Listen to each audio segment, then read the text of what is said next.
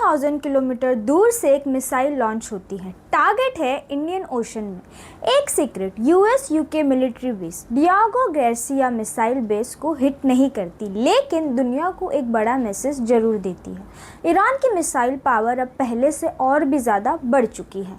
पहले ईरान बोलता था कि उसकी मिसाइल्स की रेंज अराउंड 2000 किलोमीटर है, मतलब मिडिल ईस्ट तक ही लिमिटेड थ्रेट। लेकिन अब जो रिपोर्ट्स आ रही है उनसे लग रहा है ईरान ने 4000 किलोमीटर रेंज तक मिसाइल्स भेजने की कैपेबिलिटी दिखा दी।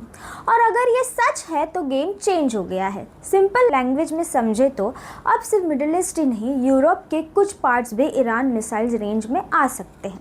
और इंडियन ओशन में जो यूएस का रिमोट मिलिट्री बेसिस है वो भी सेफ नहीं है।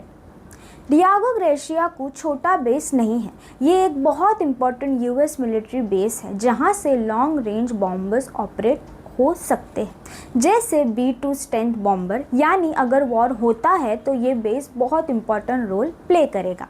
और जब ऐसे बेस भी टारगेट होने लगे तो इसका मतलब ये है वॉर सिर्फ बॉर्डर पर ही नहीं लॉन्ग डिस्टेंस से भी हो सकता है। इसको बोलते हैं लॉन्ग रेंज पावर प्रोजेक्शन। अब और एक इम्पॉर्टेंट चीज़ हो रही है, अमेरिका को जो रोल मिडिल ईस्ट में थोड़ा चेंज होता दिख रहा है। ट्रम्प कह रहे हैं अमेरिका ने ऑलरेडी ईरान को काफ़ी वीक कर दिया है, अपने अलायंस को प्रोटेक्ट कर दिया है। और क्योंकि अमेरिका मिडिल ईस्ट का ऑयल ज़्यादा यूज़ नहीं करता तो स्ट्रेट ऑफ हॉर्मोन्स को प्रोटेक्ट करने की रिस्पॉन्सिबिलिटी उन कंट्रीज़ को लेनी चाहिए जो वहाँ से ऑयल लेते हैं, जैसे यूरोप और एशिया। सिंपल वर्ड्स में अमेरिका बोल रहा है कि अब हर जगह हम नहीं लड़ेंगे, दूसरे कंट्रीज़ को भी अपनी सिक्योरिटी खुद हैंडल करनी होगी।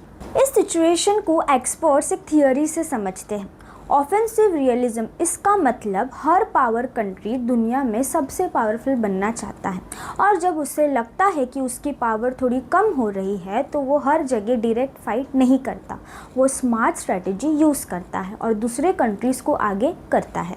तो ये सिर्फ एक मिसाइल की स्टोरी नहीं है, ये स्टोरी है पावर के शिफ्ट की। ये स्टोरी है फ्यूचर में दुनिया को कौन प्रोटेक्ट करेगा, अमेरिका अकेला या फिर यूरोप, और एशिया को भी आगे आना पड़ेगा।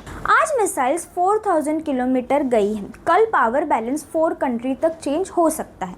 जियोपॉलिटिक्स में वॉर सिर्फ गन से नहीं, डिस्टेंस और टेक्नोलॉजी से जीती जाती है, और दुनिया का पावर गेम अब और कॉम्प्लिकेटेड होता जा रहा है।